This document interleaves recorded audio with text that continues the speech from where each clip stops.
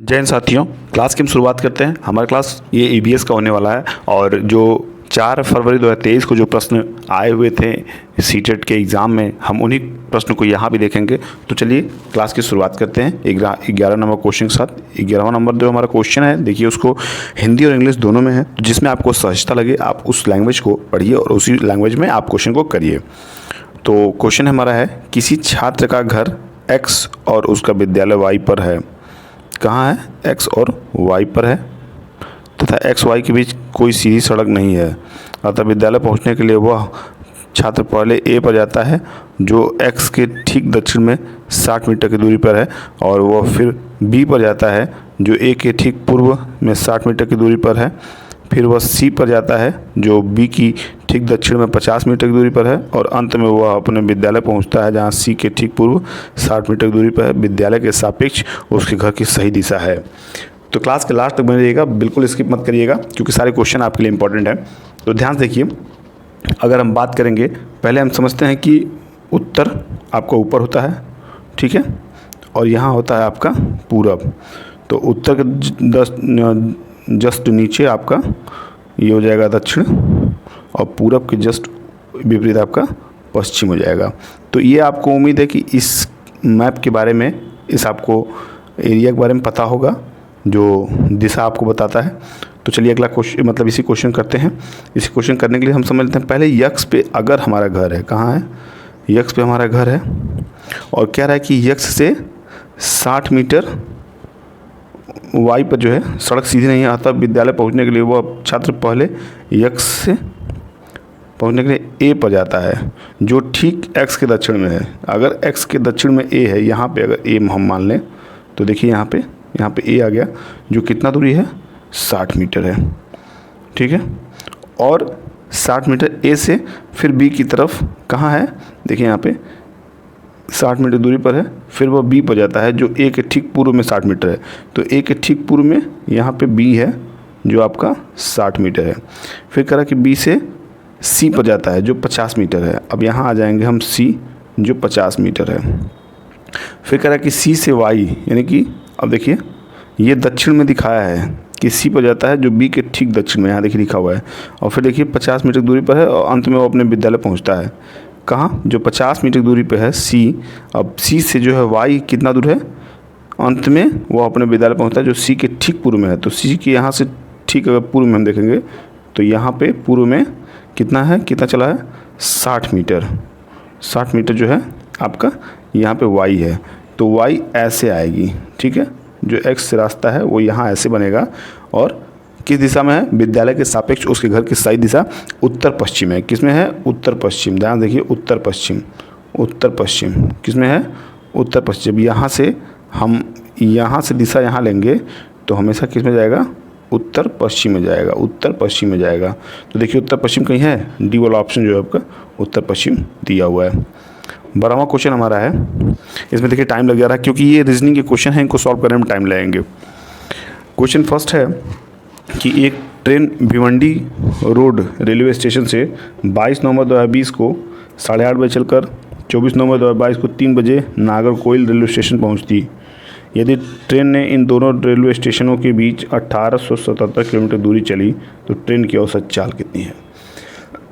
तो सही औसत चाल के लिए पहले हम जितनी दूरी है और जितना समय है, जब इन सबको निकालेंगे तो कुल दूरी को कुल समय से भाग देंगे तो हमारा औसत चाल जो है सामने आ जाएगा। तो देखिए 22 नवंबर को कुल ट्रेन द्वारा चली गई जो दूरी है, समय है, वो 3.5 घंटे। कितने हैं? 3.5 घंटे। क्यों? क्योंकि 22 नवंबर को 8:30 बजे से चलकर 24 नवंबर 3 बजे तक चली। तो ध्यान देखिए कि जब 22 नवंबर की बात करेंगे 8:30 से 12 बजे के मध्य जितना समय होता है, कितना होता है? 3 घंटा 30 मिनट। ये पहला दिन हो गया। दूसरे दिन पूरा 24 घंटे लगेंगे और तीसरे दिन क्या करा कि 24 नवंबर 2022 को 3 बजे तक चली। तो 3 बजे तक मतलब 3 घंटा। तो देखिए 24 3 27, 27 और 3 30, 30.5 घंटे कुल हो गए। कितने हो गए? 30.5 घंटे। दूरी कितनी थी? दूरी हमारी थी 1877 और समय कितना हमारा लगा? 30.5, 30.5 घंटा है। जब इसको भाग देंगे तो हमारा जो आंसर आ जाएगा, देखिए क्या आएगा, वो आएगा आपका 61.54। 61.54 किलोमीटर प्रति घंटा, किलोमीटर प्रति घंटा आ जाएगा। तो इसको आप नियरेस्ट किस में लिखेंगे, देखिए लास्ट में निकटतम दिया है, तो निकटतम आप 61.5 को आप 62 टिक करेंगे, क्योंकि करीब यहीं पे है। 5 4 कम होता तो आप 61 लगा, लेकिन 61 ऑप्शन में है नहीं, इसलिए 62 की आप टिक करेंगे। 13वां नंबर क्वेश्चन क्या करा है कि मध्य प्रदेश के 3 सीमांतर्गत प्रदेश राज्य हैं। तो मध्य प्रदेश को कौन से ऐसे राज्य हैं जो टच करते हैं, तो इनमें ऑप्शन के थ्रू हम बताएंगे। पहला है गुजरात, राजस्थान, महाराष्ट्र, जो बिल्कुल एकदम सही आंसर है। बाकी ऑप्शन को देखते हैं। दूसरा है उत्तर प्रदेश, बिहार, छत्तीसगढ़, ये ऑप्शन नहीं हो सकता है। महाराष्ट्र, छत्तीसगढ़, झारखंड, ये भी नहीं हो सकता है। गुजरात, तेलंगाना, उड़ीसा, ये भी नहीं हो सकता है। तो इसलिए जो ए ऑप्शन हमारा है ये बिल्कुल राइट आंसर है। यहाँ पे आप भी टिक कर लीजिएगा ए ऑप्शन। 14वां क्वेश्चन क्या कर रहा है कि राज्य का वह एक समूह चुनिए जिनके समुद्र तट अरब सागर में है, अरब सागर पर है। पहला तमिलनाडु, उड़ीसा, आंध्र प्रदेश, यानी कि तमिलनाडु, उड़ीसा, आंध्र प्रदेश, यहाँ इसको गलत आ गया ये। दूसरा ऑप्शन है केरला, कर्नाटका, महाराष्ट्र। तीसरा है गुजरात, महाराष्ट्र, उड़ीसा, और चौथा है गुजरात, केरला और तेलंगाना। तो इसका जो सही ऑप्शन ध्यान से देखिए बी वाले को, बी वाला क्या लिखा है, Kerala, Karnataka, Maharashtra. A group of states having coast on the Arabian sea, यानी कि अरब सागर पर किसका कोस्ट है, यानी किसका जो बंदरगाह है, किन किन राज्यों का, तो केरला का है, कर्नाटका का है और महाराष्ट्र का है। ये एकदम सही आंसर है। बात करेंगे 15वें क्वेश्चन की। तो 15वां क्वेश्चन हमारा है निम्नलिखित में से वह युगल चुनिए जो हमारे देश के एक राज्य और एक केंद्र शासित प्रदेश से मिलकर बना है। तो ऑप्शन फर्स्ट जो है लक्षद्वीप और पुडुचेरी, ऑप्शन बी जो है चंडीगढ़ और दिल्ली, ऑप्शन सी जो है नागालैंड और लद्दाख, ऑप्शन डी जो है मणिपुर और मेघालय। तो जो भी चैनल पर नए आए हों या पहली बार आए हों वो चैनल को जरूर सब्सक्राइब करिएगा, और क्लास अच्छा लगे तो प्लीज़ क्लास को लाइक करिएगा। देखिए जो ऑप्शन आपका दिया है, इन ऑप्शन के आधार पे जो अभी तक हम 15 क्वेश्चन को देख रहे थे, आपने चारों ऑप्शन देखा, और चारों ऑप्शन के थ्रू हम जब आंसर बताएंगे तो हमारा जो सी वाला ऑप्शन है इसको देखिए, नागालैंड और लद्दाख। क्या, नागालैंड और लद्दाख। निम्नलिखित में वह युगल चुनिए जो हमारे देश के एक राज्य और एक केंद्र शासित प्रदेश से मिलकर बना है। तो नागालैंड और लद्दाख। अब देखिए 16 नंबर क्वेश्चन है कि Rama was referring to attention, memory problem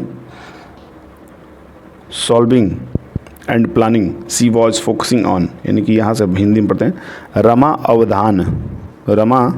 अवधान स्मरण शक्ति, समस्या समाधान और योजना बनाने का उल्लेख कर रही थी। वह संकेंद्रित थी किसके लिए, ये देखिए पीर होगा, क्या होगा, पीर प्रेशर, यानी कि समूह दाब पर, सोशल स्किल्स सामाजिक कौशल पर, कोलैबोरेटिव स्किल्स सहयोगी कौशल पर, और कॉग्निशन यानी कि संज्ञान पर। तो जो इसका राइट आंसर हो जाएगा वो देखिए ध्यान से, संज्ञान पर। किस पर जाएगा, संज्ञान पर, यानी कॉग्निशन। किस पे, कॉग्निशन। इस पे जो देखिए इस पे कुछ संक्षिप्त टिप्पणी है जिसको मैं बताना चाहूँगा। संज्ञानात्मक मनोविज्ञान शब्द का प्रयोग गुस्ताव नाइसर ने अपनी पुस्तक संज्ञानात्मक मनोविज्ञान में सन 1967 में किया था। तो इसको भी आप अपने साथ जानते रहिएगा। 17 नंबर क्वेश्चन है कि EBS यानी कि एनवायरनमेंट स्टडी के शिक्षक ने बच्चों को वृक्षों की गिरी हुई पत्तियों का आकार, आमाप, बनावट इत्यादि के आधार पर समूहों में व्यवस्थित करने के निर्देश दिए। शिक्षक का उद्देश्य है, क्या उद्देश्य है, ऑप्शन फर्स्ट पत्तियों के विषय में उनकी समझ में वृद्धि, ऑप्शन बी अवलोकन और वर्गीकरण कौशल में वृद्धि, ऑप्शन सी पत्तियों के ज्ञान में वृद्धि, और ऑप्शन डी उससे अध्यापन में आमोद प्रमोद तत्व की वृद्धि। तो जो बी ऑप्शन है ध्यान देखिए, बी वाला ऑप्शन जो हमारा क्या कह रहा है, बी वाला ऑप्शन कह रहा है कि अवलोकन और वर्गीकरण कौशल में वृद्धि। तो किसके लिए शिक्षक का उद्देश्य था, तो ये उद्देश्य जो था अवलोकन और वर्गीकरण कौशल में वृद्धि हो, इसके लिए इनका उद्देश्य अपना सिद्ध हो रहा था। तो 18वें नंबर क्वेश्चन देखते हैं। 18 नंबर क्वेश्चन है कि विद्यार्थियों में पर्यावरण दृष्टिकोण व पर्यावरण ज्ञान की जागरूकता लाने के लिए एक पर्यावरण अध्ययन का शिक्षक क्या कर सकता है। इन ऑप्शन के कथन के थ्रू हम इन ऑप्शन को टिक करेंगे। तो पहला है कि शिक्षक उनसे घरेलू वस्तुओं को बनाने में प्रयोग होने वाले जैविक व भौतिक संसाधनों की सीमित उपलब्धता को बताएगा। तो हम यहीं से टिक करते चलेंगे।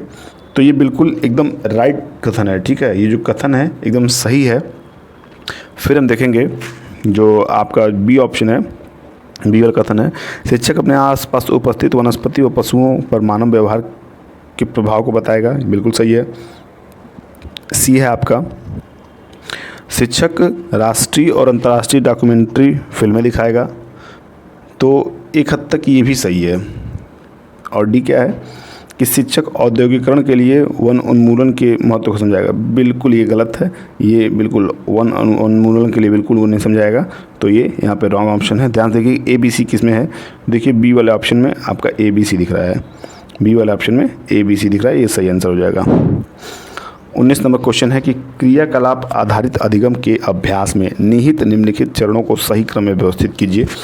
तो आपका पहला हो जाएगा जो कथन दिया है, कंडक्टिंग द एक्टिविटी यानी क्रियाकलाप का संपादन, बी जो है रिवाइजिंग यानी पुनरावृत्ति करना, और सी है योजना बनाना, डी है रिफ्लेक्टिंग ऑन द प्रोसेस यानी कि प्रक्रम पर विचार या चिंतन करना। तो इसको क्रम हमको सेट करना है, जो क्रम है यानी कि क्या होगा, ए बी सी डी होगा, सी ए बी डी होगा, डी सी ए बी होगा या सी ए डी बी होगा।